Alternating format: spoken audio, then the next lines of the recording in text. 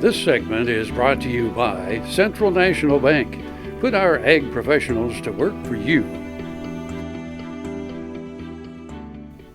Good morning and welcome to Farm Factor on Ag Am in Kansas. I'm your host, Conrad Cabas. Today we take a special look at the 50-year Water Vision Plan proposed at the Kansas Water Office. Take a look. The U.S. Corps of Engineers are responsible for several reservoirs in Kansas. These reservoirs are essential to Kansas citizens' lives. You know, the Tulsa District, we're responsible for 8 multi-purpose reservoirs within the southern half of Kansas. And of course, the Kansas City District operates, I believe it's another 9 multi-purpose reservoirs in the rest of Kansas. And those lakes are critical in that they provide flood risk management, water supply, water quality, and recreation to the communities. The John Redmond Reservoir is 4 miles north of Burlington and 1 mile west of New Strong, Kansas.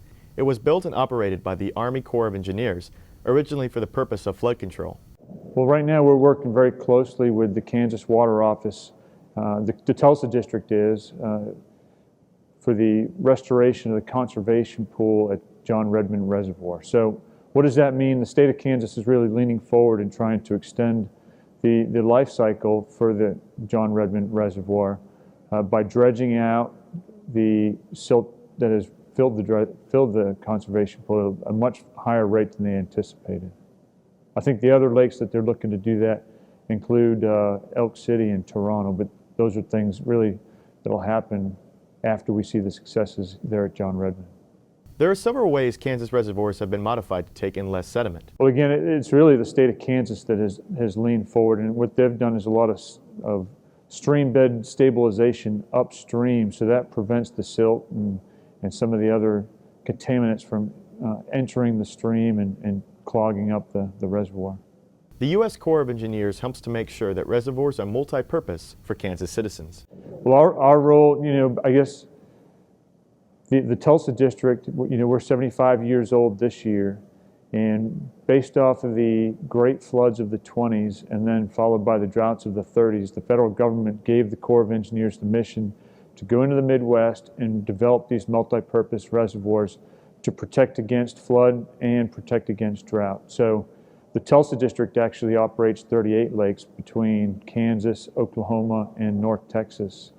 And like I said, it's multi-purpose in what they do: flood risk management, water supply, water quality. On some of the reservoirs that we have down in Oklahoma, we also do hydropower, and recreation has become a big piece of that. American innovation is being driven in places you might not expect by people like Brent Hayek, an Oklahoma family farmer, who recently set a world land speed record in a Ford Super Duty pickup truck powered by renewable B20 biodiesel. Advanced performance is here, now, putting America on the fast track to more jobs and energy independence. Biodiesel, America's advanced biofuel.